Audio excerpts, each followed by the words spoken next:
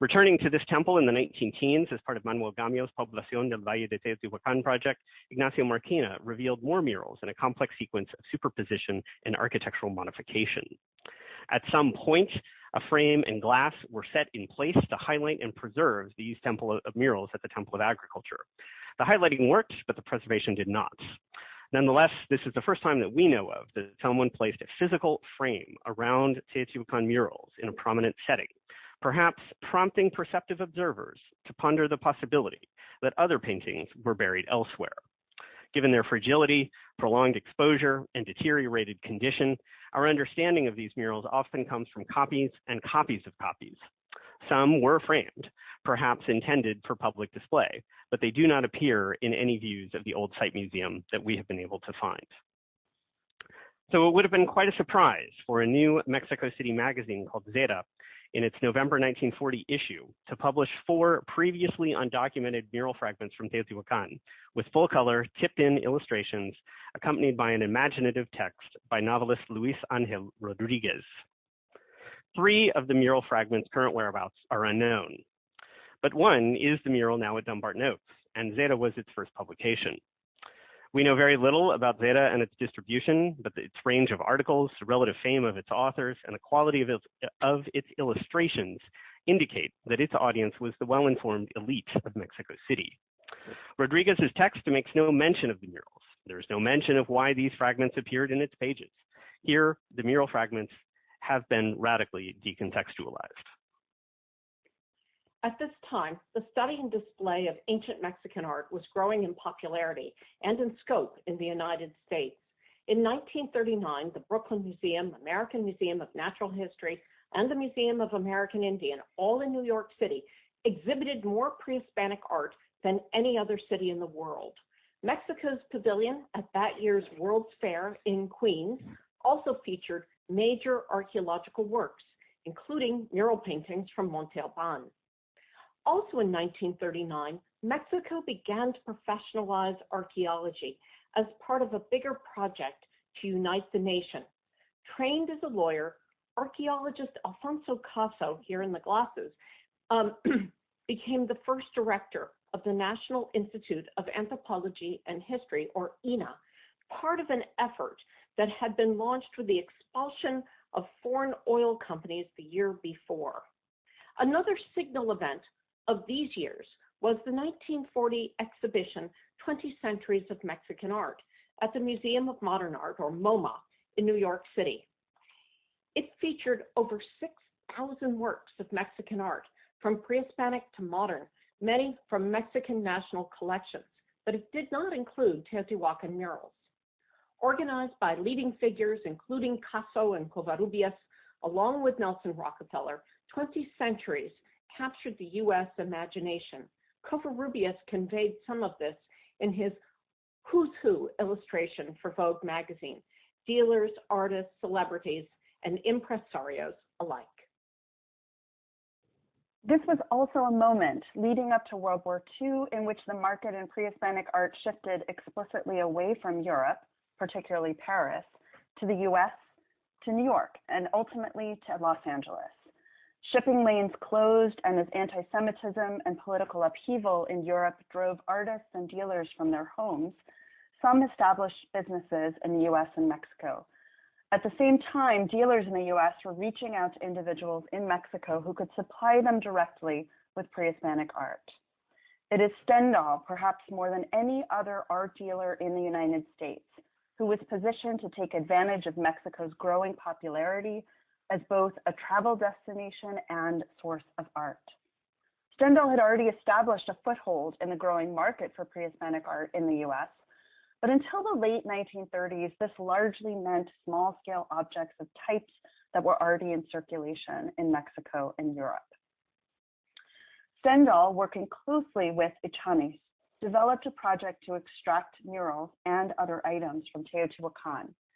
This effort represented an escalation in the size of the objects Stendhal and Echaniz moved across the border, in overall costs to extract and restore mural fragments into marketable wholes, and in the attendant risks of legal exposure.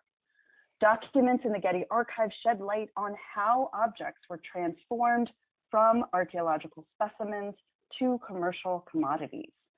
Letters and other documents between Stendhal and Etchanis and between Stendhal and his buyers bring dry accounting records to life, as Stendhal worked to sell the mural and as Etchanis worked to acquire more, and both crafted plausible stories to sell to clients along with the objects.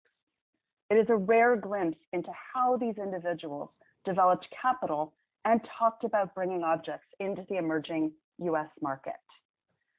To date, the PHAPI team has identified 44 letters between Stendhal and Etchanis that mention the murals and more than a dozen from Stendhal to other collectors, curators, and museum directors between 1940 and 1965. These are complex sources, elusive and elusive in terms of the information that they convey, written by often unreliable narrators with competing motivations. Also challenging is that they rarely describe the murals with much specificity. But by cross-checking the letters in stock books, closely reading early publications of the murals, and using archival evidence from other institutions too, we can say with some confidence that Etchanis supplied Stendhal with 4 murals, 3 of which are in US museum collections today, and which likely come from Tititla and the nearby compound of Aratelco, the Teotihuacan. The earliest indication of the murals in the Getty Archive is an invoice from Etchanis from circa June 1940 titled Earl Stendhal's Account, showing numbers 579 and 580, 2 fresco panels, the way they are, $250. This and other documents give a sense of valuation, on the supplier side at least, for an entirely new category of objects for the art market, fresco panels. But having just the murals wasn't enough. Stendhal needed a story to entice potential buyers. On November 11, 1940, the same month of the Zeta article, Stendhal wrote to Etchanis, asking him, quote, just where the fresco and the other 2 things came from so that I can talk intelligently when trying to sell them, unquote. 2 days later, Etchanis responded, quote, there was a ranch near Teotihuacan. The farmer found a pyramid, and in an underground chamber, there was the fresco. The most important part of it was the fresco that was bought by a local dealer. He sold part of it to a Belgian woman, and Casso learned about the rest, and the man who had it got cold feet and sold it to me at cost price, because I offered to send it to Casso so the case could fade away. I sold it to you dirt cheap because I knew how hard it was to get it out and to get it in shape, close quote.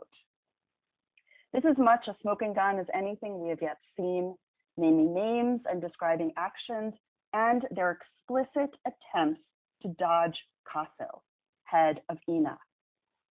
Meanwhile, Etchanis and Stendhal had lost the fresco that a local dealer sold to a Belgian woman. That would be Germaine Bensenaer, who was a direct competitor for buying pre-Hispanic art, as was the Belgian minister, Robert van de Kerkhoff. Evidence indicates that the fragment in question is now at the Royal Museums of Arts and History in Brussels. Given its close similarity to the fragment now in Denver, it seems plausible to link the two. Stendhal and Etchanis would later use van de Kerkhoff in a cover story for their own illicit actions. Soon, Etchanis began to feel the heat in Mexico City, likely in response to the Zeta article. On December 7th, 1940, Etchanis wrote to Stendhal, quote, do not mention the fresco, as Casso is looking for it. Diego or someone else wrote to him about it, and he has appointed 3 lawyers to investigate the way it went out. Be very careful about this matter, end quote. Diego Rivera had made his opinion known. Also an avid collector, his interest in keeping Stendhal and Etchanis from smuggling artifacts out of Mexico may have been either to protect them or to keep them available for his own purchase. But the mural was already in Los Angeles. Having restored it, Stendhal sent letters and photos to potential clients. He tried to sell it to the Detroit Institute of Arts, who said the price was too high, and then Stendhal approached Robert Woods Bliss.